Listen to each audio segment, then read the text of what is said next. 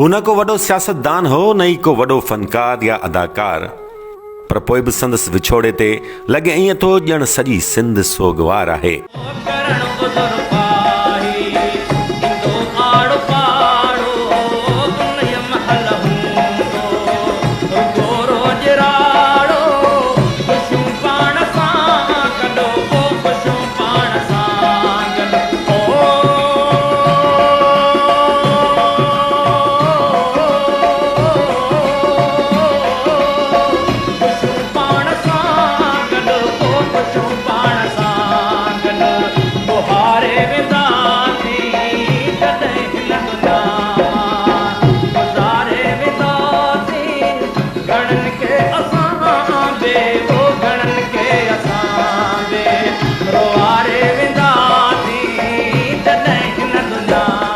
इन ग़रीब ऐं मासूम ॿाड़े जे हमेशा लाइ विछोड़े ते ॼण हर सिंधीअ जी दिलि में तॾो विछायल आहे, छाकाणि त सिंध जे माण्हुनि वटि इंसान दोस्ती अॼु बि मौजूदु आहे।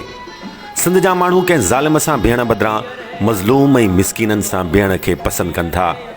नालो अली हैदर अथमि, ज़ात जो शिदी आहियां। हू वॾी सादगीअ सां पंहिंजो तारुफ़ कराईंदो हो।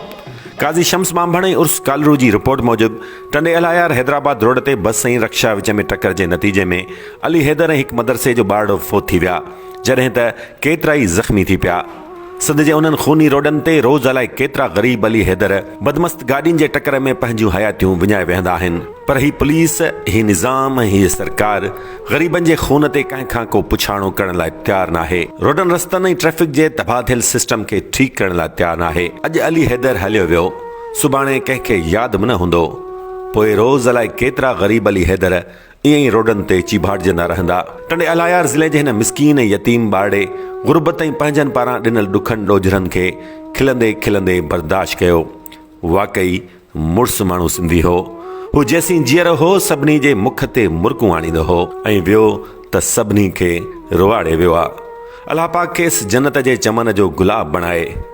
अली हैदर खे सिंध जो सलाम।